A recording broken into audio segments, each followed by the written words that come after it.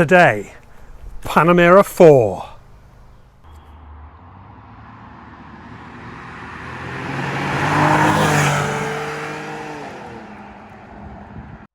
So after saying in one of my very first videos that I'm not a Porsche fanboy, what is this you find here? It's the third Porsche in a row that I've reviewed.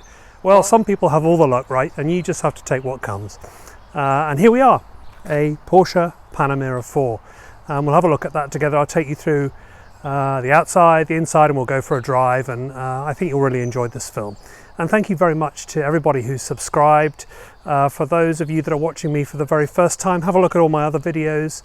There's a few Porsche ones in there. There's a couple of MG ones as well, which I hope you'll enjoy, and I hope you'll consider subscribing and giving me a like and hitting that bell icon and all those good things. But anyway, let's get on and have a look at this lovely car. And a lovely car this is too. When I walked up to this the first time, I was unaware that in fact this is a 2014 car. To me, it looks as if it's almost new. It's a tribute to its owner. It's been very well looked after. I hand washed this car before we came on air so that you guys could see it in its best light, and also the owner gets something back that is in a better condition than when I received it. But as I went over it, you can see the paintwork still feels immaculate. You can see where on the front of the car where there has been the odd chip, that it's been carefully filled in with spot paint. It's just in both outside and in just immaculate condition. Also, it doesn't look like a 6-year-old car, and in fact this design, though refreshed in 2013, goes back to 2009. Now this doesn't look like a 9-year-old design to me. It certainly has, as you can see, the 911 design language within it, and I think it's instantly recognisable as a Porsche. It almost looks as if it's a sort of a 4-door coupe of the 911, I would say. In fact, but nevertheless instantly recognisable as a Porsche. Porsche aficionados will or might remember the prototype 989 from the 1980s. You can really see what they did here, can't you? They just brought that to life. It could be described as a full-size luxury car, and where the 911 has traditionally been stripped down for performance, this goes in the direction of luxury and leathery sumptuousness, as we will see. The first question I ask myself is, would I have this over a 5 Series or an E-Class? And for me, the answer is yes, in a heartbeat. I think the design is just much more innovative, and I think it's just a nicer looking car. Would I have it over an 8 Series Grand Coupe or a Mercedes CLS? That's a bit of a harder decision because they're all very capable vehicles. Taycan and Tesla too. We have to think about those now, don't we? I wonder if a Taycan eats the Panamera's lunch in marketing terms and cannibalises their business model a bit. They certainly cost around a similar amount and don't look too different either. So this one quite well specified, I have to say, as you can see here. Just under $96,000 when it was ordered new. And I would describe it in perfect Connecticut spec. Heated and cooled seats, heated steering wheel, and 4-wheel drive. And this one has the lovely beige and wood interior. Wood not so often found in Porsches, but on Panameras quite often actually. And it bestows on it quite a yachty kind of a feel. You feel as if you're driving something quite special and quite lifestyle-y, if you like, which is a nice feeling, I have to say. Also has a lovely Bose stereo to complement it, and generally speaking a really lovely interior. So let's have a look at that right now. Sitting inside the Panamera is just a very luxurious experience. Lots of wood, beige leather everywhere. The switches and the infotainment system are identical to the Porsche Macan that I reviewed in an earlier film, so I won't talk too much about those because they're exactly the same. But what I will say is that the tunnel going all the way back into the back seats, the transmission tunnel, has much more of a Carrera GT feel to it, with the gear stick poking up and all the switches leading off it. And that certainly leads towards a much more luxurious feeling, especially in the back where there are individual seats. The one Easter egg I did find when looking through the manual of the car was that you can, if you so wish, have your glove box cooled. And in order to do so, you adjust the vent at the back to simply allow your air conditioning to blow air into your glove box. So if you're keeping your sandwiches in your glove box, this is a good thing to know. Sitting in the back, I've got the driver's seat where I would normally have it. I'm 6 foot. There's a good inch of space in front of my knees. These seats are quite narrow, so there's plenty of space for my knees to shoot either side as well. I have heated seats in the back here. I also have a interesting compartment here with a cup holder, and in fact another cup holder under another little lever or flap here. I also have a central armrest which folds down nicely, and there's some additional storage inside that as well. And the build quality really shows through. The lovely stitching of the leather, the wood, and just the general quality of the thing. This is a really pleasant place to be. Feels a lot bigger than the Macan. I'd be perfectly happy in the back of here for a good long journey.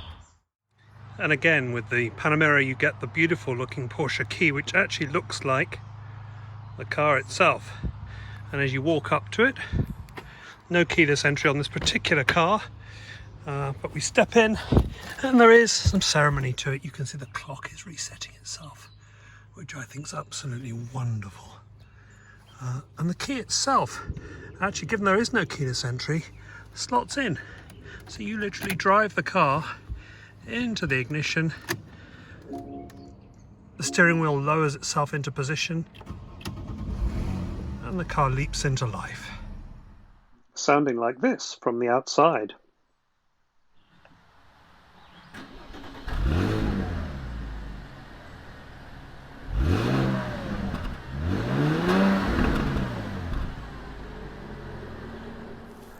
And there isn't the usual lip for your hands to go under to open the trunk, but there is a button.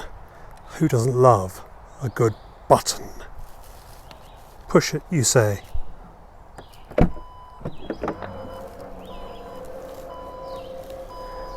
And I'm quite pleasantly surprised to see quite a large trunk here, and the space carries on all the way forward to the front of the car, not the compartmentalised sedan or saloon car.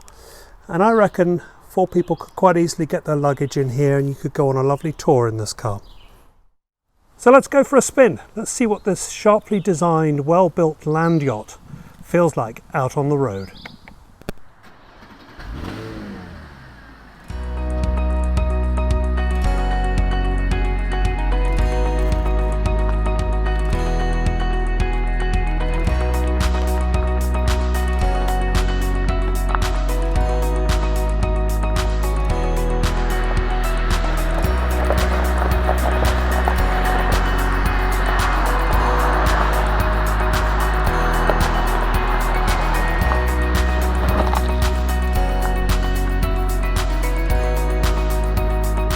So, driving the Porsche Panamera 4, the first thing that comes into my head when I drive this is the ride quality. This is not a harsh ride at all, but what it is a really good combination of ride and handling. On the journey over to my house, it was going around corners very well indeed, hanging on to the turns, but also when I came onto the straights it was evening out the bumps in a really nice way. I often bemoan the car industry for taking away cars that ride really well in favour of a more sporting ride, and I'd say I find this to be a really good combination of both ride and handling. So the seats are comfortable and supportive. I'm enjoying the wood, I'm enjoying the leather. It's a long wheelbase, so it rides really well. What I would say is that performance in this is adequate, not disappointing. I think disappointing would be a 2-litre 4-cylinder engine, maybe from an Audi or something. This is, a V6 still, putting out just over 300 horsepower, and it hustles along. I think you've got to wind it up a bit before it really starts to move, but the gearbox gets out of your way. I mean, it's just fluid, it goes through the gears really easily and just helps you to get along. So I suppose if we've proved anything here by looking at the Macan and the Panamera so closely together, in terms of when I shot the videos, within a week of each other actually, is that they are actually quite similar. So if you want something that's a bit more like an SUV, or actually is an SUV, then you will pick the Macan. Or if you're maybe looking for something a bit bigger than a 911, then say you've got children, or a 911 just doesn't work for you, then I think one of the higher performance one of these would suit you really well. You've still got that low down feeling. The car seems to shrink around you. It doesn't feel like a very big car, even though it is a full-size car. So I think this could suit very well. I have been in both the S model and the turbo model of this of the Panamera, and I have to say the turbo was incredibly fast. So something to think about there. So one thing I have noticed about driving this is, though the beige leather is lovely, it does tend to reflect in the windscreen. The windscreen is sort of quite shallowly angled, and as you'll see, the leather, it reflects in the windscreen a little bit. Can be a little bit off-putting.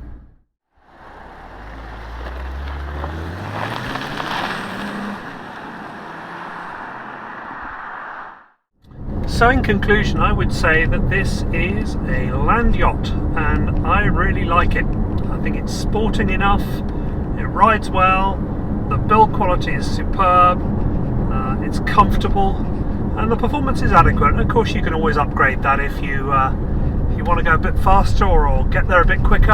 I suppose you could go for the S or the turbo, but this is a lovely car, and I think you'd be very happy to own it and to enjoy driving it.